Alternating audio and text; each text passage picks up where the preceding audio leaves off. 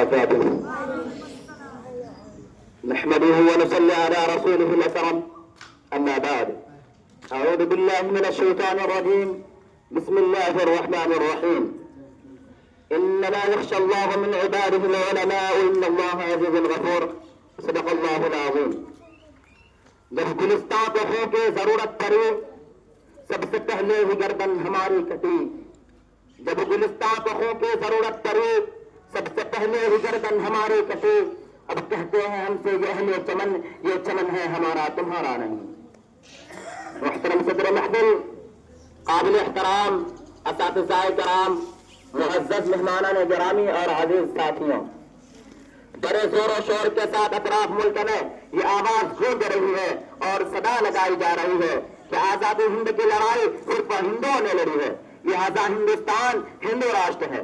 اسی لیے آج کبھی RSS، بجرنگ دل اور شیو سینا جیسی تنظیمیں مسلمانوں کے خلاف زہر افشانی کرتی نظر آ رہی ہے اور اپنی بے لگام زبان سے مسلمانوں کو غیر ملکی ثابت کرنا چاہتی ہے. تو کبھی ساکشی مہاراج کی گندی فہم دینی اداروں کو دہشت گردی کا اڈا ثابت کرنے کی نہ کوشش کرتی ہے. میں پوچھنا چاہتا ہوں حکومت سے کہ بتاؤ، جب ہندوستان کی سرزمین پر انگریزوں کا تسلط ہوا اور جب ہندوستان کی مانگ کا صندوق کھرچا جا رہا تھا، خوبصورت عمارتوں کو مسمار کیا جا رہا تھا، ایسے تو آبرو کا تارا دل کچرا اور روندا جا رہا تھا، وہ کون تھا جو اس ملک کی عزت بچانے کے لیے اپنا لہو بہا رہا تھا؟ آج تم ہم سے زندہ وفا مانگتے ہو اور سورج سے زیادہ روشن تحریک آزادی میں ہمارے کردار کو مشکوک نگاہوں سے دیکھتے ہو. تو سنو، ہم ملک کے رکھوالے اور محافظ ہیں. احسان فراموش تم ہو کہ تمہیں آزادی کی پرسکون فضائیں ہم نے دی ہے. آؤ دیکھو اپنے ماضی کو.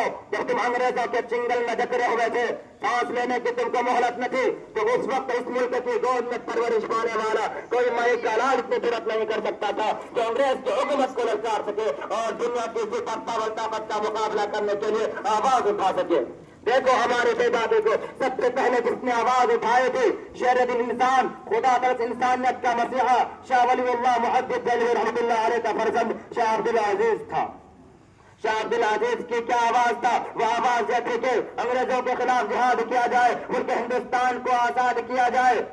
شاہ عبدالعزیز کا فتویٰ انگریز کے لیے خطرناک پیغام تھا جس نے انگریز کو بے چین کر دیا تھا. اسی آواز کے سارے علماء دیوبند، خاص طور پر علماء دیوبند اپنے سر سے کفن باندھ کر انگریز کی حکومت کو ختم کرنے کے لیے میدان میں نکل پڑے. پھر تاریخ نے دیکھا کہ علماء کو توپ کے اوپر باندھ کر گولا داغ دیا جاتا. رب کی قسم، علماء کرام کے گوشت پہ لوچھڑے اڑ گئے اور فضا آسمانی خون سے رنگین ہو گئی. یہ بھی ہوا کہ علماء کے جسموں کو تانبے سے ڈالا گیا، علماء کو سوروں کی کھالوں میں بند کر کے جلتی ہوئی تندوروں میں ڈالا گیا. لمحات تاریخ نے یہ بھی دیکھا کہ علماء کو ہاتھیوں پر کھڑا کر کے درختوں سے باندھ کر ہاتھیوں کو جلا دیا گیا. لاہور کی شاہی مسجد کے ذہن میں انگریز نے پھانسی کا فندہ بنایا تھا. ایک دن میں 80 علماء کو پھانسی دی جاتی تھی اور یہ بھی ہوا کہ علماء کرام کو بوریوں میں بند کر کے دریا میں ڈال دیا جاتا اور اوپر سے گولیوں کا نشانہ بنایا جاتا. علماء کو دہت کے انگارہ میں ڈالا گیا اور ان کو بھون دیا گیا اور یوں کہا گیا کہ مولویوں، تم صرف ایک بار یوں کہہ دو کہ 1857 کی جنگ آزادی میں شریک نہیں تھے، ابھی چھوڑ دیا جائے گا. لیکن رب کی قسم، سارے علماء آگ میں پک گئے لیکن ایک نے بھی انگریز کے سامنے گردن نہیں جھکائی. عزیزان ملت، اتنی شدید قربانیوں کے بعد ہندوستان آزاد ہوا. اگر یوں کہو کہ علماء کے خون سے سرزمین ہند کو دھویا گیا تو مبالغہ نہیں ہوگا. کہیں سید احمد اللہ شہید بریلوی اپنے خون کا نذرانہ پیش کرتے دکھائی دیں گے تو کسی محاذ پر شاہ اسماعیل شہید اپنے خون سے بالا کوٹ کے پہاڑوں کو رنگین کرتے دکھائی دیں گے. کہیں حاجی امداد اللہ مہاجر مکی اور عابد جامد شہید سرمیل ہوتے دکھائی دیں گے. کہیں ارادت مندان باصفہ حضرت نوروز رحمۃ اللہ علیہ اور حضرت گنگوجی رحمۃ اللہ علیہ کی جنگ سرکردگی ملے گی.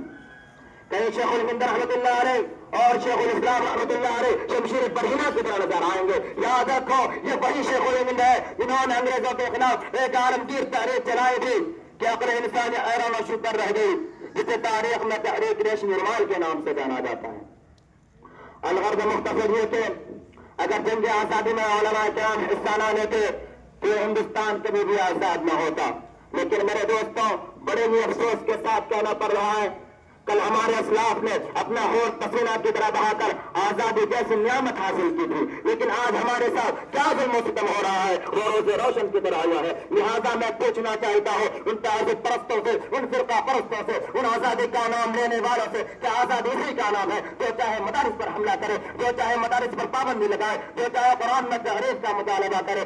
کیا آزادی اسی کا نام ہے کہ ہمیں دہشت گرد قرار دیا جائے؟ تو یاد رکھیے کہ ایسی آزادی پر ہم کل بھی لعنت بھیجتے تھے اور آج بھی لعنت بھیجتے ہیں، کیونکہ ہمیں آزادی چاہیے، رب کے نظام کی آزادی، نبی کے دستور کی آزادی، صحابہ کے نظام کی آزادی۔ انہیں چند باتوں پر میں اپنی تقریر کو اس شاعر کے ساتھ ختم کرتا ہوں کہ اپنے اجداد کو کبھی بدنام نہ ہونے دیں گے، اپنے اجداد کو کبھی بدنام نہ ہونے دیں گے، یہ حویلی کبھی نیلام نہ ہونے دیں گے، اپنے اجداد کو کبھی بدنام نہ ہونے دیں گے، یہ حویلی کبھی نیلام نہ ہونے دیں گے۔ دیکھنا ہے تو دیکھ حکومت دے کر، دیکھنا ہے تو دیکھ حکومت دے کر، کسی شہر میں تحرام نہ ہونے دیں گے۔ وآخر دعوانا الحمدللہ رب العالمین۔